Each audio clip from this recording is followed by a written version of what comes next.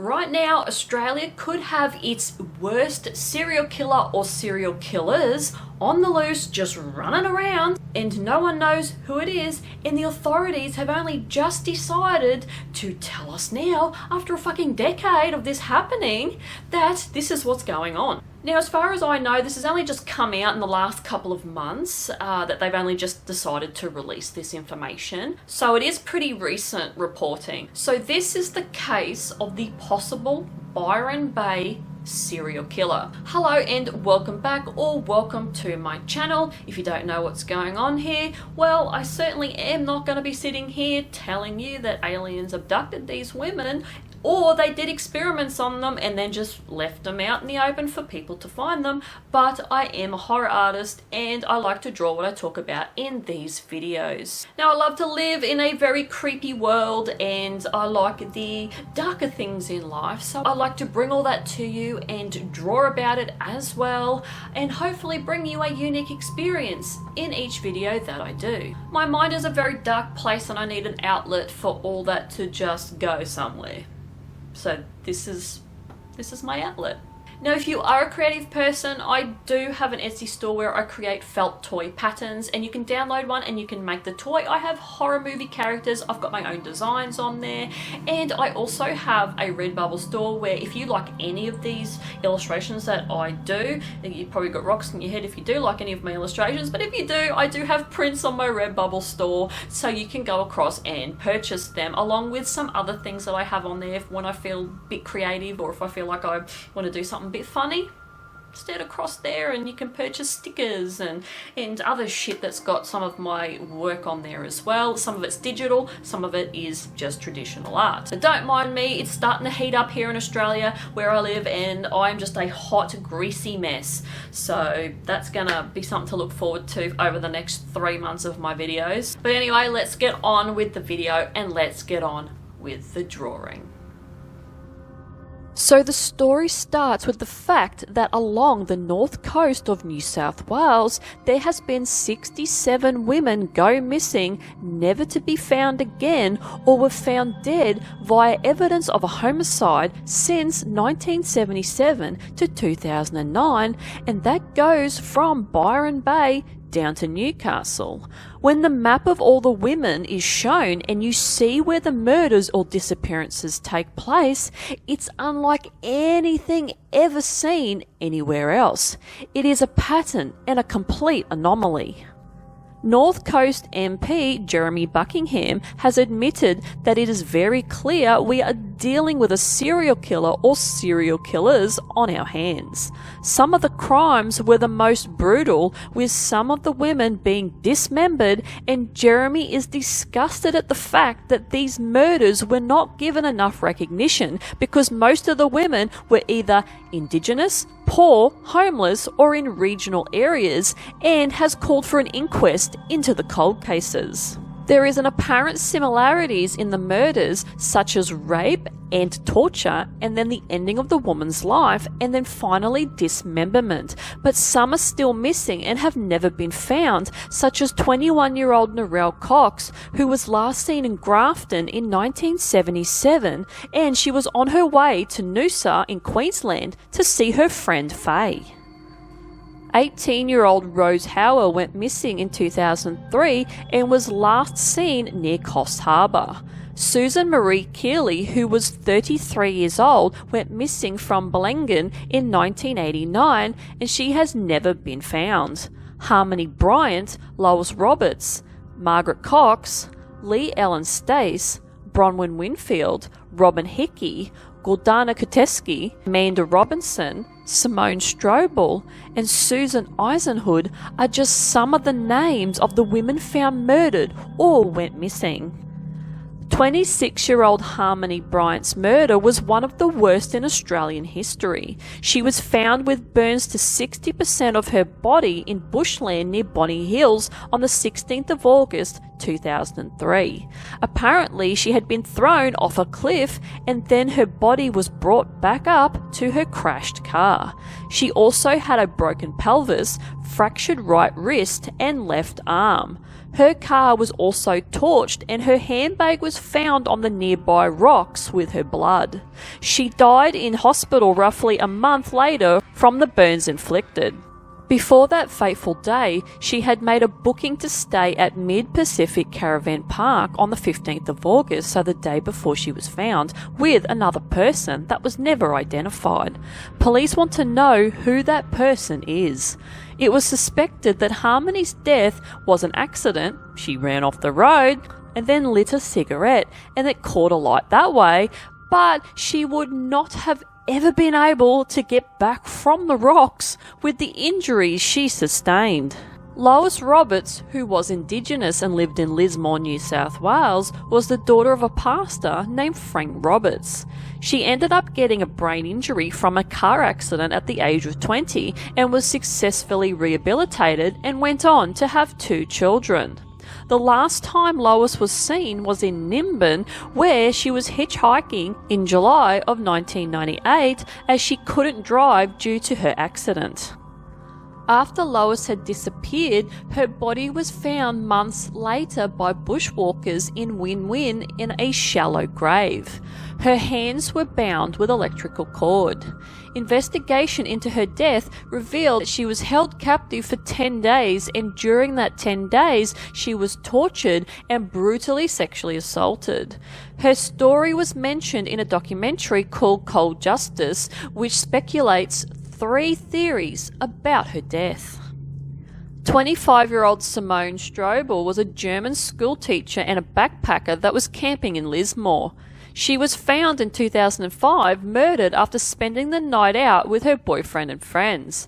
She was found 6 days later on the 17th of February 2005, 100 metres from the campsite, naked with palm fronds over her body. It's alleged that she had been suffocated. Her boyfriend, Tobias Maran, was charged but later had the charges dropped. It was alleged that Simone and Tobias had a fight, with Simone walking off into the night. 16-year-old Gordana Kuteski was last seen walking down Powell Street in Charlestown, Newcastle at 9 p.m. on the 24th of November 1994. Witnesses say she had been forced into a white Toyota Hilux and she was never seen again. She was walking to her aunt's place from the Charlestown Square after a late-night shopping episode with her friends. She was only 50 metres from her aunt's home as well.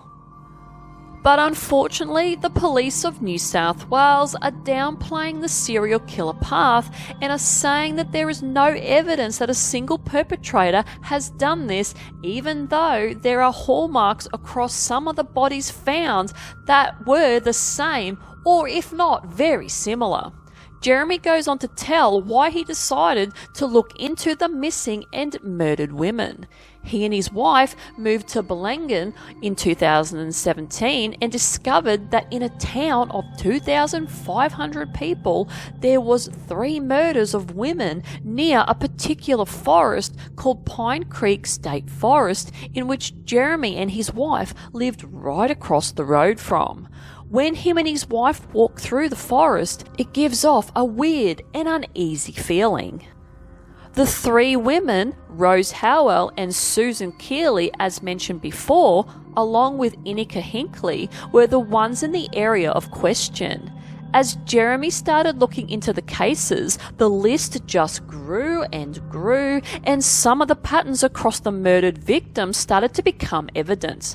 Bodies were dumped in remote areas, which would have required a local's knowledge. While some of the cases are definitely individual events, it's hard to ignore that a lot are very similar and have to be linked to one another. Women who live in the Byron Bay area have come forward and said they have had close calls with men who have stalked them. A woman named Laura Clare came face to face with a man with a rusty knife while hitchhiking from Byron Bay to Suffolk Park in 2008. She did manage to escape, but then went on to have another experience while at her work when a man threatened to kill her, and then 2 days later the same man did kill someone but got off over mental illness. This caused Laura to move away from the area. She claims that she has lived all over Australia and in LA and has never felt as unsafe as she did in Byron Bay, and she has had quite a few women tell her similar stories of their time in Byron Bay. If you don't know about Byron Bay, well, it's where Chris Hemsworth lives and other celebrities as well, which is why the house prices are astronomical there. But it is a beautiful seaside place with a population of around 10,000 people, 30,000 including the surrounding areas. It's got a nice lighthouse, which I have been to a few times, and a place called Crystal Castle, where it is full of crystals, and it is such a beautiful and relaxing place. It is the home of a lot of hippies and surfies seeking the good, relaxing life, but I must admit it does have an interesting vibe about it, and it's hard to explain unless you go there. I was born down there, and I would never live back down there even if you paid me. I'm happy in Queensland even though it's fucking hot and humid here. I don't like the vibe of down there when I go down there to visit family. It's just not for me.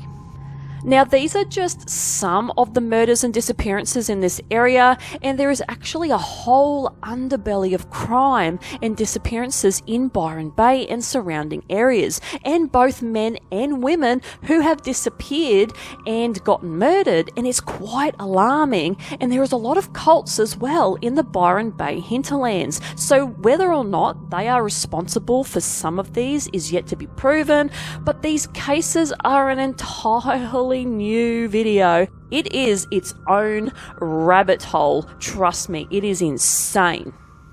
If some of these cases prove to be from one or a group of individuals, this will go down in Australia's history as the worst serial killings in the nation, completely outdoing Ivan Milat, who killed 7 people. And the scary thing is, if this person is still alive, they still walk among us, but they could be around the 60 to 80-year-old range, hence why the patterned murders stopped around the 2009, as they could be too old to carry them out anymore. And he could not even be here in Australia anymore, or he could even be dead. We really don't know.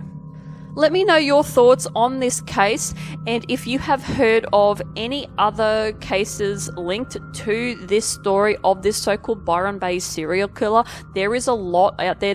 I've only mentioned a few women in this because there is a shit ton, and I'd like to go through them all would require a longer video, and I'm trying to keep these videos around the 15-minute mark and for the length of my drawing as a speed paint. So yeah, let me know your thoughts and theories in the comment section below. I would love to hear them because this one is absolutely baffling. Now, the vision I got while I was researching this was like this reptilian person. This is what I wanted to draw because I personally don't think the amount of murders that this person's committed and then just completely disappeared off the face of the planet, they can't be human. No human being surely isn't that sick and twisted enough to do this, but we do know human beings are pretty fucked up. So, but yeah, I got this sort of reptilian type vision of this killer, and they are holding a head which has got like all these tentacles sort of coming out with these little heads on them, and I sort of wanted to have that represent like some of the like people and the murders that this thing's doing. Like these souls are trying to escape what has happened to them and move on, and this thing is just like trapping the trauma. And this illustration, it took me a couple of goes to get. Like, this is my 3rd attempt, and I actually originally done it on black paper because I wanted to keep doing that, but nothing worked out. I did it twice on black paper and just was not happy at all. So I just went back to white paper and the illustration worked out for me. Like, there's a lot of elements to this that I don't really like as well, but there's some elements to this piece I do like. So yeah, it was a bit of a rough trot trying to get this one out of my system, but I eventually did it, so I can now move on to the next one. So anyway, that is it from me. Hopefully you enjoyed this video, and if you like this kind of content, like and subscribe. Dislike it, I really couldn't care less what you do, because any interaction that you give me goes towards the algorithm for other people to find me. And hopefully I see you guys in the next one. Bye.